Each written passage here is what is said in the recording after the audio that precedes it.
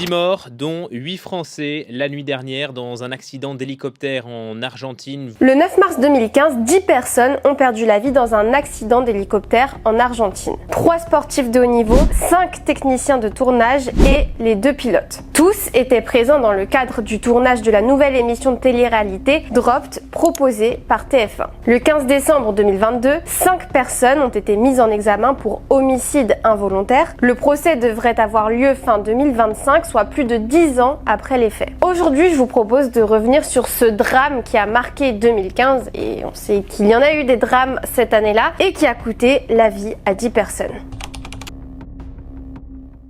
En 2014, TF1 a acheté Dropped, un jeu d'aventure suédois, dans le but d'en faire un nouveau programme phare sur la chaîne. Le concept, c'est que 2 équipes de 4 sportifs célèbres s'affrontent dans une épreuve de survie. Ces candidats sont lâchés, donc Dropped, la traduction, en hélicoptère dans un lieu paumé et doivent par leurs propres moyens retrouver la civilisation sans carte ni boussole. Chaque étape est comme ça, et une fois cela fait, ils peuvent trouver une prise électrique pour brancher une valise satellite et appeler le présentateur qui était en l'occurrence Louis Baudin dans la version française, l'ex-monsieur météo de la chaîne. Chaque équipe était accompagnée d'un médecin et d'un spécialiste de la survie afin de quand même prévenir des accidents. Et si problème il y avait, c'était en hélico que les joueurs étaient rapatriés. Chaque semaine, l'équipe qui perdait devait éliminer l'un des siens. Et il y a donc un sportif qui a échappé à la mort en étant éliminé, un footeux d'ailleurs. Et pour que vous compreniez mieux la suite, cette émission était donc produite par la société Adventure Line Productions, ALP, la même qui produit Koh-Lanta et Fort Boyard. Et en télé, ça fonctionne souvent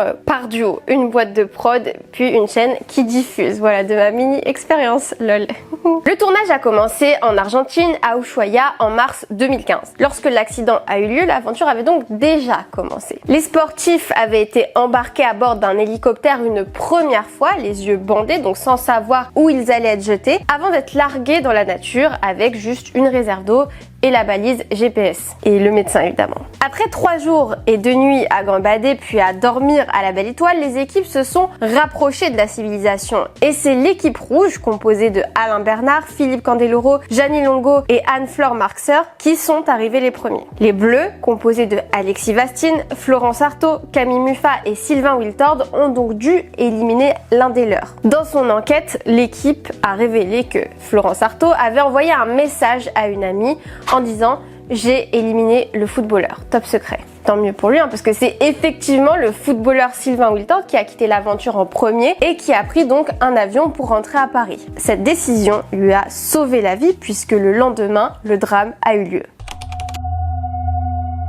La veille de la seconde étape, la production a décidé de changer son plan de tournage et a exigé un plan où les hélicoptères devaient se tourner autour car ils voulaient des images en plein vol. L'un des pilotes, qui était le pilote-chef, Juan Carlos Castillo, avait dit « Ok pour ce plan », mais l'autre pilote n'avait pas été encore averti et concerté et l'a appris le jour même du tournage, en plus alors qu'il était en retard. Donc il n'a pas eu trop le temps de se l'assimiler. Les 2 pilotes n'étaient pas formés à ce type de manœuvre, eux ils étaient là à la base pour transporter des gens d'un point A à un point B, pas pour se tourner autour en plein vol, mais la production a insisté alors que dans la version suédoise, ils le fakeaient ce plan-là, le plan en hélico. C'est-à-dire que dans la version suédoise, l'hélico était à terre et juste ils filmaient les candidats descendre au sol. Cette manœuvre avait inquiété certains membres de l'équipe, mais pour autant, les plans n'ont pas changé. Le jour du drame, les pilotes ont tout de même répété leur plan de vol en marchant, en se donnant des tops pour les virages. Ils faisaient ça au sol, voilà, en faisant des dessins. La séquence a failli être repoussée au lendemain, car le tournage avait pris quasi 4 heures de retard, mais la prod a finalement donné son go, car le plus gros de l'équipe se trouvait déjà en place plus haut, à Quebrada de El Hierro. Pendant ce temps-là, Alain Bernard et Alexis Vastine jouaient au foot avec les enfants du village. En tout cas, c'est ce que nous raconte cette enquête de l'équipe, qui est très bien d'ailleurs, je vous conseille d'aller la voir. Alexis Vastine avait même à cette époque offert une chemise à l'un des enfants, car il était touché de leurs conditions de vie. Le 9 mars 2015, il est 16h56 en Argentine, le premier avion décolle, le second suit une minute plus tard. Dans le premier hélicoptère immatriculé LQ-FJQ sont présents le pilote Roberto Abate, le caméraman Laurent Zbasnik et 3 membres de l'équipe de prod. Le chef de projet Volodya Guinard, la journaliste Lucie Meidalbi et le preneur de son Gilles Edouard. Dans le second, immatriculé LQ-CGK, se trouvait le pilote Juan Carlos Castillo, pilote principal, le caméraman Brice Gilbert, qui venait de remplacer un camarade qui était blessé à la cheville, la championne olympique de natation Camille Muffat, la navigatrice Florence Artaud et le boxeur Alexis Alexis Vastine. À 16h59, l'hélicoptère 1 a percuté l'hélicoptère 2 car l'un a pris le virage et pas l'autre. Les deux ont chuté sur une soixantaine de mètres. Gianni Longo a couru, a chopé un minibus de l'organisation. Un caméraman a abandonné son matériel pour prendre aussi une moto et tenter, on imagine, de secourir les victimes. Mais comme l'a expliqué Anne-Fleur Marxer, il était impossible de distinguer ne serait-ce qu'une forme humaine. Un des hélicos n'était plus qu'une carcasse, l'autre était un immense brasier. Philippe Candeloro a expliqué qu'en plus il n'y avait pas de pompiers sur place et que ce sont les locaux qui sont arrivés avec des récipients pour éteindre le feu. Donc il était 17h en Argentine, mais il faisait nuit en France. C'est le lendemain que l'accident fera la une des journaux papier et télé. La mort des 3 sportifs a été particulièrement mise en avant dans les médias étant donné leur notoriété. La famille d'Alexis Vastine venait d'enterrer la Benjamine de la fratrie début janvier, qui était morte à 21 ans d'un accident de la route, donc près de Deauville. Alexis Vastine était considéré comme le boxeur maudit des Jeux Olympiques. Il préparait son retour pour les Jeux de Rio qui ont eu lieu en 2016. Pour recontextualiser, à Pékin en 2008, il avait décroché la médaille de bronze dans la catégorie des moins de 69 kg. Et c'est une décision d'arbitrage controversée qui avait prononcé sa défaite contre le Dominicain Félix Diaz en demi-finale. 4 ans plus tard, l'histoire s'était répétée à Londres lors des quarts de finale face à l'Ukrainien Taras Chelesiuk.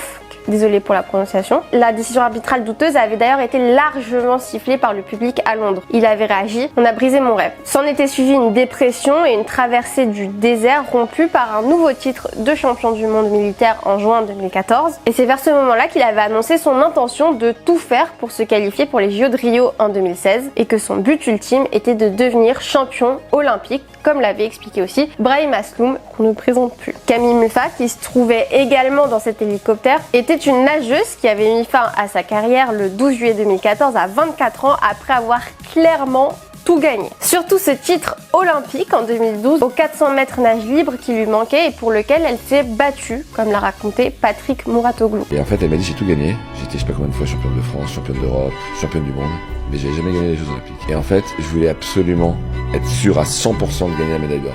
Et pendant 1 an, j'ai fait tous les meetings de natation en faisant exprès de faire une erreur majeure. Par exemple, j'ai laissé tout le monde partir et je partais avec 1 seconde de retard, ce qui est énorme. Je perdais 20 mètres dès le début. Ou alors, je partais en sprint, ce qu'il faut pas faire parce qu'il faut gérer son effort.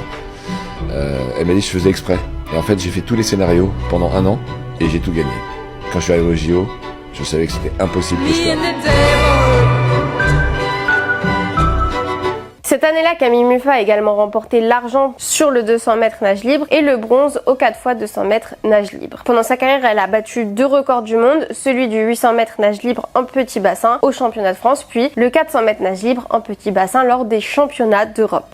Très gros palmarès Camille Muffat. Et elle, qui avait un caractère plutôt discret, voulait désormais se concentrer sur sa vie avec son conjoint, sa vie de famille et rester dans le sport et pourquoi pas auprès des enfants. Elle avait confié à son conjoint qu'elle aimait l'aventure en Argentine avant de décéder dans ce tragique accident. Florence Artaud, la 3e sportive à qui on a rendu hommage, était une navigatrice qui avait déjà frôlé la mort à 2 reprises. À 16 ans suite à un accident de voiture et plus récemment au large de Marseille lorsqu'elle était passée par-dessus bord et avait été récupérée de justesse par un hélicoptère. Cette navigatrice pionnière avait un beau palmarès également avec sa magnifique victoire dans la Route du Rhum en 90 avec le record de l'épreuve, le record de la traversée de l'Atlantique du Nord en solitaire notamment. Et son engagement envers la voile féminine a ouvert la voie à de nombreuses autres femmes. Ces 3 sportifs sont donc morts avec 7 autres personnes et malgré ça, la chaîne TF1 n'a pas fait attention à sa façon de traiter l'information. Une séquence télé a fait scandale dès le lendemain.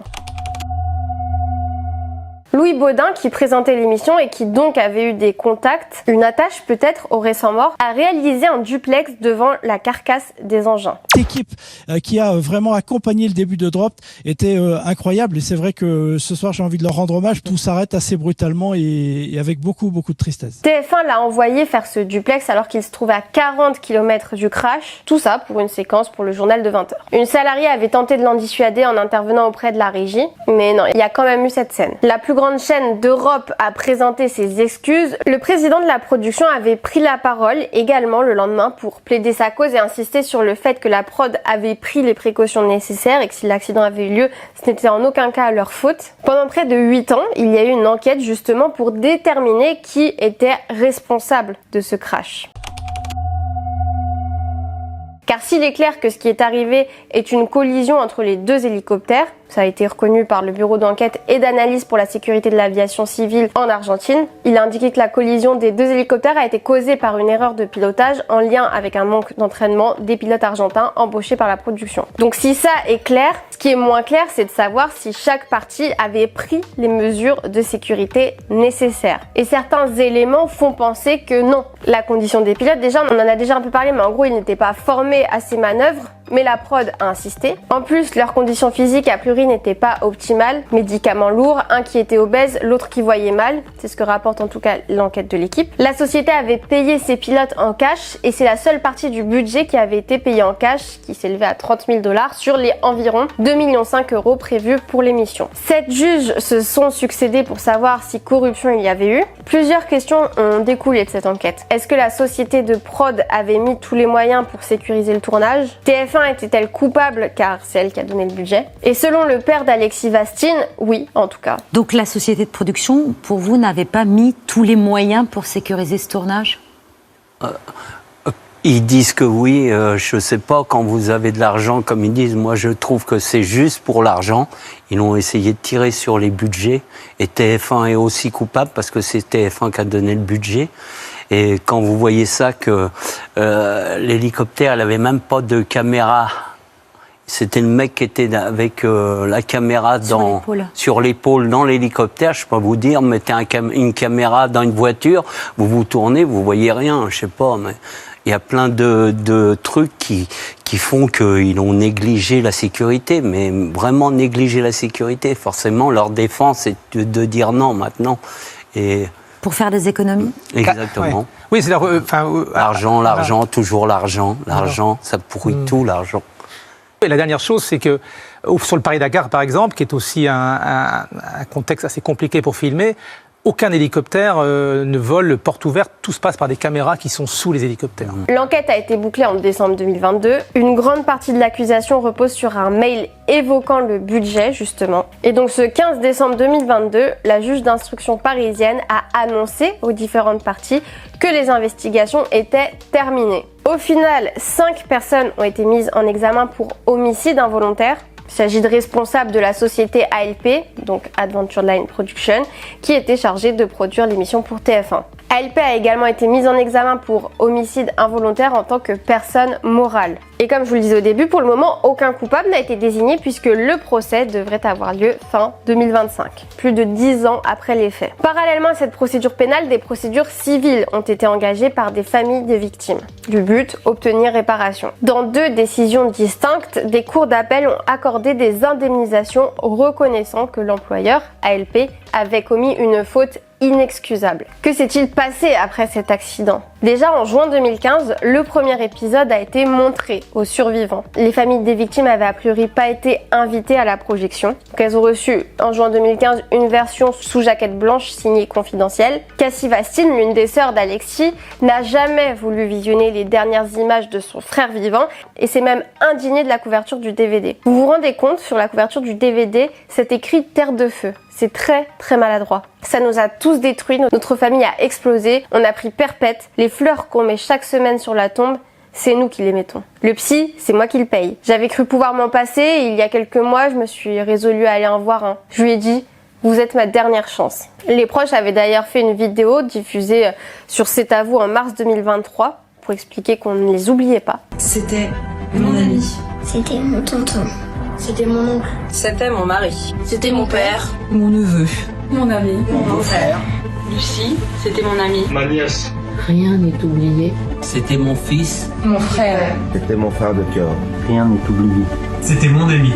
C'était mon gendre. C'était clairement un de mes meilleurs amis. Rien n'est oublié. Rien n'est oublié. On attend le procès. Ce drame restera l'un des plus marquants. 10 personnes ont perdu la vie, dont des sportifs de haut niveau qui sont souvent intouchables. Alexis Vastine, Camille Muffat, Florence Artaud. On n'oubliera pas comment ils nous ont fait vibrer lors de leur carrière sportive. Paix à leurs âmes et on espère enfin savoir en cette fin d'année qui sera tenu pour responsable. Merci à vous d'avoir suivi cette vidéo sur ce tragique accident. J'espère que l'histoire vous a intéressé. Je vous conseille d'aller regarder l'enquête de l'équipe qui est super bien faite, où il y a plus de détails. On se retrouve bientôt pour une nouvelle vidéo. À bientôt.